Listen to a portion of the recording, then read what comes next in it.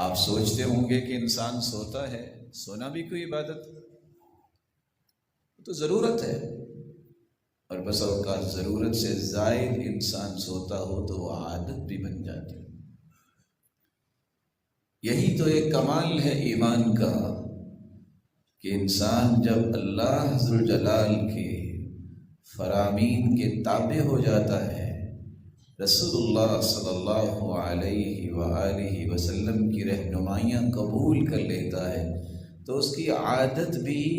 عبادت لکھی جاتی ہے، اس کی ضرورت بھی عبادت لکھی جاتی ہے۔ ایک انسان سو گیا ہے، نہ وہ نماز پڑھ سکتا ہے، نہ کوئی اور نیکی کا کام کر سکتا ہے، تو سونا بھی عبادت، یہ کیسے؟ رسول اللہ صلی اللہ علیہ وسلم نے فرمایا، من اتی فراشہ وهو ينوي ان يقوم يصلي من الليل فغلبته عيناه حتى اصبح كتب له ما نوى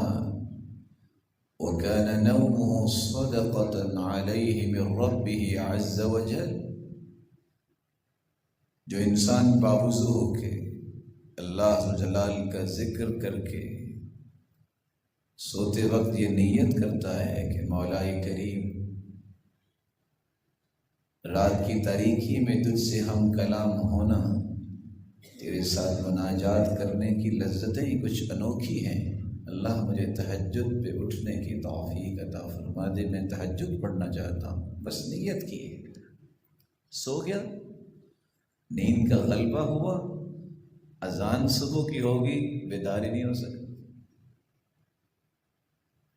حدیث سے کہتی ہے، اور ایک دوسری روایت میں آتا ہے، یا ملائکتی انا قیدت عبدی بقید من قیودی، اور میرے فرشتوں اس کو کڑیاں تو میں نے ڈالی نا، سو گیا۔ اچھا، اس کی نیت کتنی خوبصورت تھی، یہ تہجد پڑھنا چاہتا تھا، اس کی اس نیند کو ضائع نہیں کرنا۔ اس نے تہجد پڑھی ہے یا نہیں پڑھی، اس کے نامہ اعمال میں نیت کے مطابق رات کا قیام اور تہجد لکھ دو۔ یہ تو رات کو سویا رہا، لوگ صدقہ بھی کرتے رہے، میرے فرشتوں یہ میرا محبوب بن گیا ہے، اخلاص کی وجہ سے اس کی نیند بھی ضائع نہ کرنا۔ 4 سے 6 گھنٹے کی جو نیند اس نے لی ہے،